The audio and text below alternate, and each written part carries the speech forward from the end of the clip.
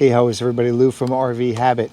Got a chip in my windshield on my towed vehicle, so we're going to fix it today. I'll show you the chip. It's up in here. It's little. It's just little spidered. But we're going to fix it today really easy I'm going to use this Permatex kit. And it takes a little time, and you need to do it in the sunshine. Let me show you how. The first thing we're going to do is they give you a little straight pin. And all you're going to do is kind of scrape it a little bit, make sure there's no loose glass particles in there. Going to come back with the included alcohol wipe, and you're going to clean the glass real well. Once the alcohol is dried, they give you this little sticky circle, and you're going to put the center of the crack right in the center of this circle. And it's got stickiness on both sides. You can peel any side off. Doesn't matter which one. Take this, and we're going to put that right on the center with the tab pointing straight up. Now we can take this other sticky part, and we're going to expose that. Let me give you a little applicator, and we just put that on like that, matching the tab up, and then press firmly. The next is they give you this little thing of resin. You just twist the top off to open it up. So all you're going to do is just stick that down there and give it a squeeze and let that go down.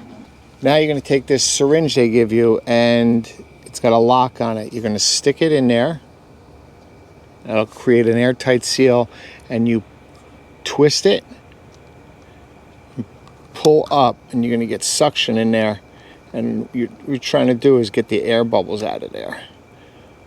Pull it all the way up to the last notch, and then you're going to turn it, and it'll sit on that bracket. And you're supposed to let that sit 10 minutes. So after 10 minutes, you're going to remove the syringe and equalize the air pressure. And you'll feel it come out. Then, once done, put it right back in. And now you're going to twist this to release the lock, and you're going to push down and create pressure the other way. And lock it on that top one. And you'll leave pressure on it, and we're going to leave that, it says, for about 20 minutes. So it's been 20 minutes, so what I'm going to do is twist this, relieve the pressure, and then I'm going to pull this out. And it says to get a paper towel because some of the resin probably will slide down. You don't want to get it on your car. And we're just going to try and peel that back, and we're going to use the razor blade. Here's the resin, as you can see it leaking out here. And then just to get that and try and pull that nice and slow. And the last step, they say, is you're going to take the resin that's left and this little piece of plastic. You're going to put a little resin on the hole, and I'm going to actually put it on some of this spidering here. Okay.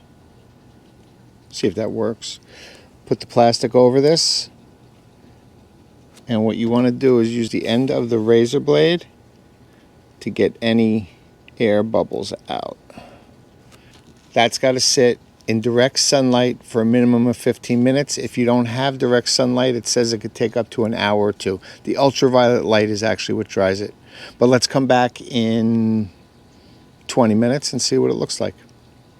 So I've waited about an hour. The sun was kind of going down, so I'm going to just take my razor blade, and it says to peel this up. And it actually looks pretty good. And you're going to just use the razor blade to scrape any excess resin off.